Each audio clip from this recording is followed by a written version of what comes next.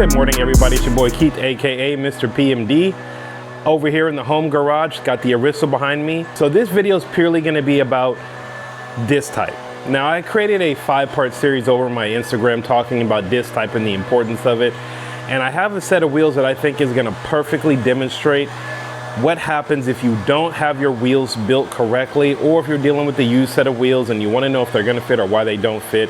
So I wanted to go ahead and walk you through the process. I have a new set of wheels that I'm going to be putting on the Aristo.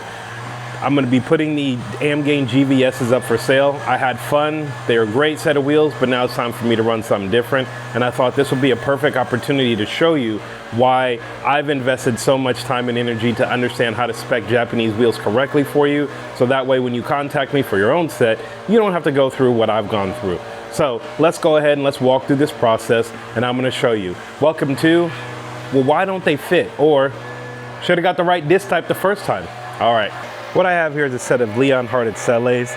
These are 20 by 9, 20 by 9.5. Now this is a 20 by 9.5 minus 2, and this is a 20 by 9 plus 23.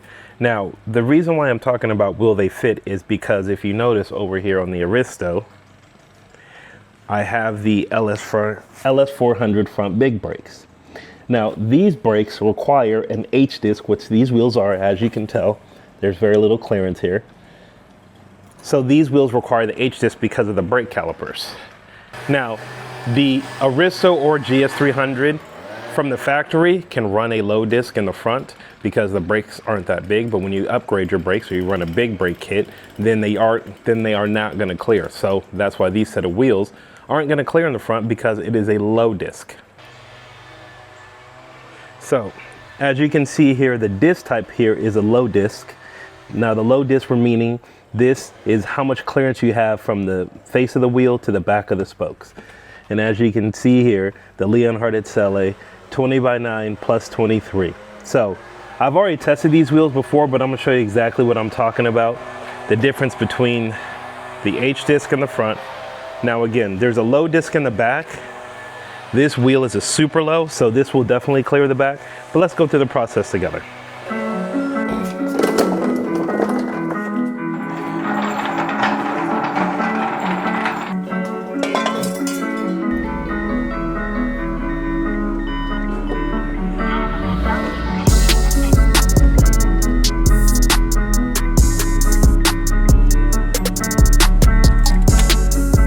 First step is to get the wheel covers removed from these wheels. So that's what we're gonna go and do now.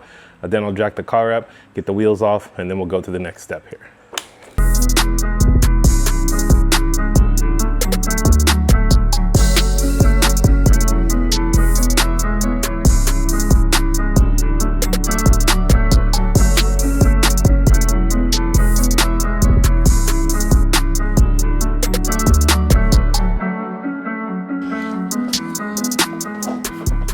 All right, so as you can see here, so this is a low disc type. So as you can see, so the space back here from the back of the spokes to the back of the face, that's what makes it a low disc. And that's what makes it so I can clear these brakes. Now, if you can tell, the factory brakes don't protrude that far from the hub.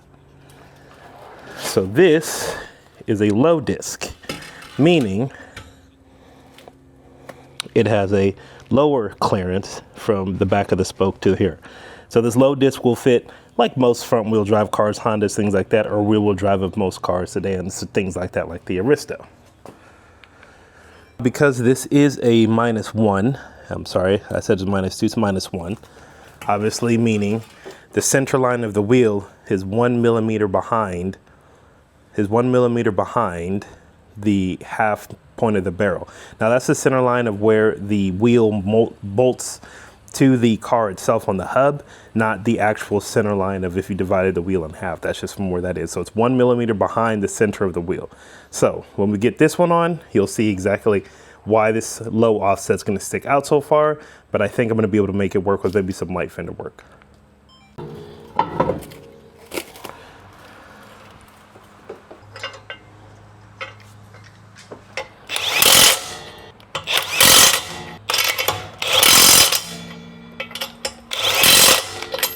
that wheel is now on. It does stick outside the fender there a little bit, but when I get it down on the ground, I'm gonna put a piece of wood underneath it. We're gonna test to see exactly what it looks like.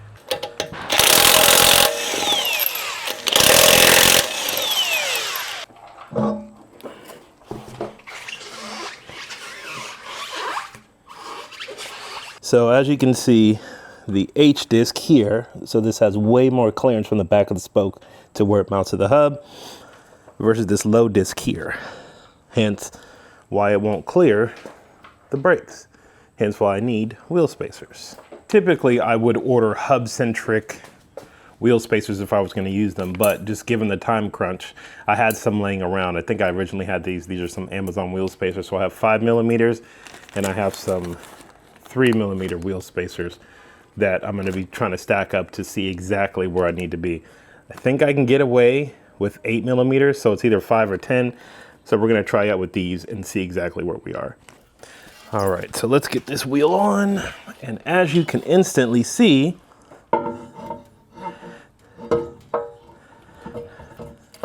these are not going to bolt up. Why? Because they hit the brakes right here. So I can't get this on. So let's start with a 3mm wheel spacer.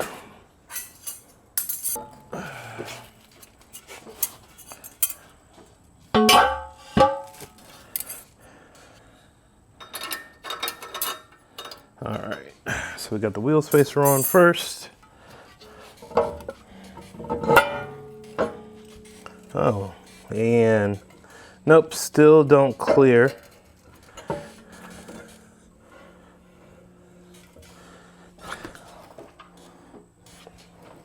As you can see, they still don't clear. Right here, there's like no room. It's rocking on the, yeah, if I was to bolt this down, it's definitely gonna rub that off. So let's stack it up and go one more.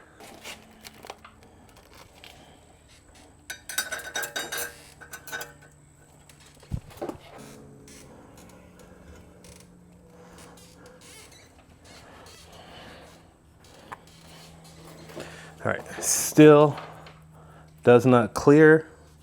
It's still rubbing. As you can see, I'm rubbing on the sticker here. I'm rubbing on the sticker. So definitely can't do that. So we need to go a little bit thicker. All right, so I can confirm these are 3mm spacers that are on here. I have the 5mm, so 3 plus 5 is 8. Right now I'm at 6mm. 8 should give me exactly what I need. So let's test it out.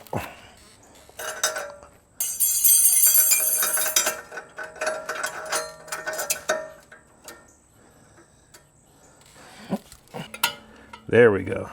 Now that clears. That clears, but the issue is these lug nuts aren't going to clear.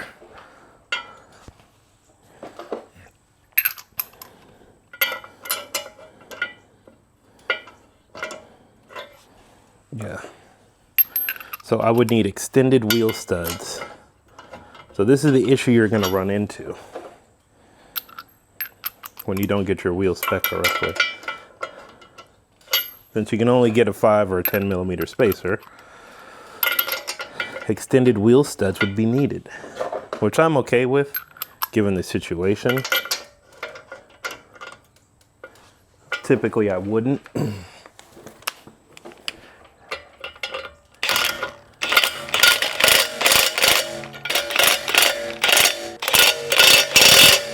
And that should be just enough to test it. And I wouldn't drive on this. That is not enough meat. But I think to test it and to lower it and see where it's going to sit, outside the fender, I think it'd be a good test. All right, so the car is lowered down now on wood blocks, but as you can see, this right here is probably about as flush as it can get. Definitely gonna have to run a stretch tire on that. Definitely gonna have to run some upper control arms. The rear here is gonna require rear upper control arms. As you can tell, that definitely sticks up past the fender. So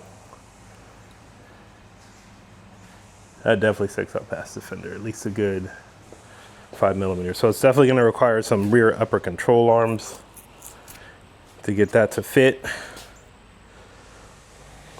little bit more than what I'm comfortable with, but hey, everything you gotta do.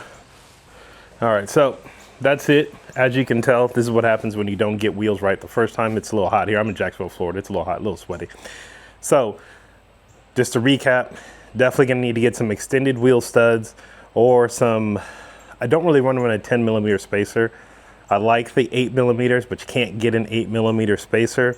Hub centric, of course. So I'm definitely gonna have to run probably a 10mm spacer, which is gonna push it out another 2mm. So is that really gonna be that big of a deal? Probably not. But if I can get away with that. So it's either extended wheel studs, which means knocking out those, putting them in, which probably, honestly, is probably what I wanna do. And then in the rear, I'm gonna need to get the rear upper control arm to go ahead and get that to get pulled in. So that way I can have some adjustability there.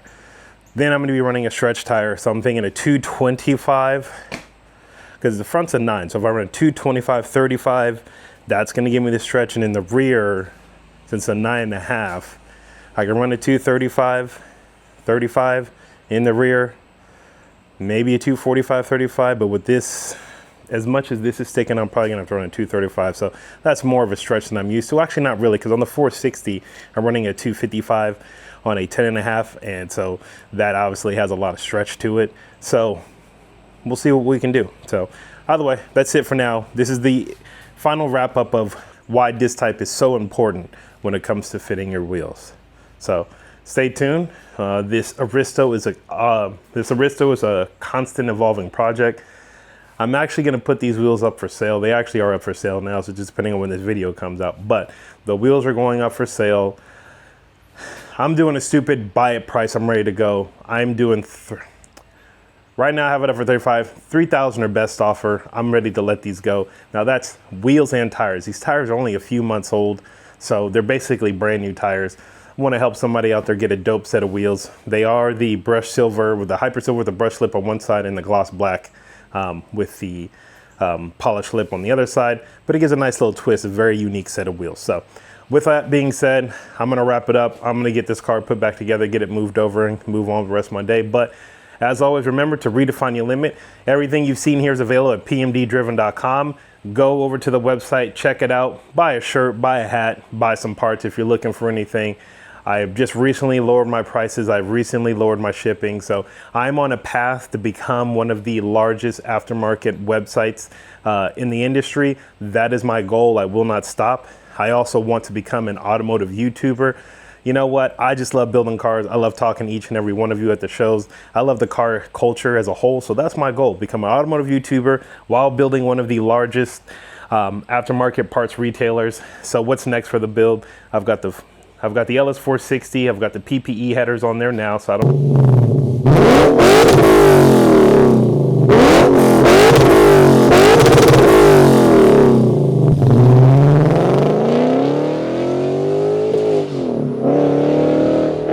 know what's next for that. Actually, no, I've got a new interior for the LS460. For the Aristo, pretty soon I'm gonna have the Recaro seat install finished up. I have the other seat for the passenger side with the other brackets, so that video is coming soon. Stay tuned, because next we will be installing the air suspension in this Aristo. So that probably will be an air suspension, then upper control arm install at the exact same time. So we have a lot going on this year with these cars, and I'm just having fun. So anyway, with that being said, I appreciate each and every one of you. Please like, comment, subscribe, please follow, please share. Help me achieve my goals so I can make more content for you guys. And if you like what you see, leave a comment down below. If you don't like what you see, leave a comment down below. If you hate what you see, leave a comment down below. Give me some feedback. All right, everybody, have a wonderful rest of your day. This is Keith, AKA Mr. PMD, checking out. I'll talk to you next time.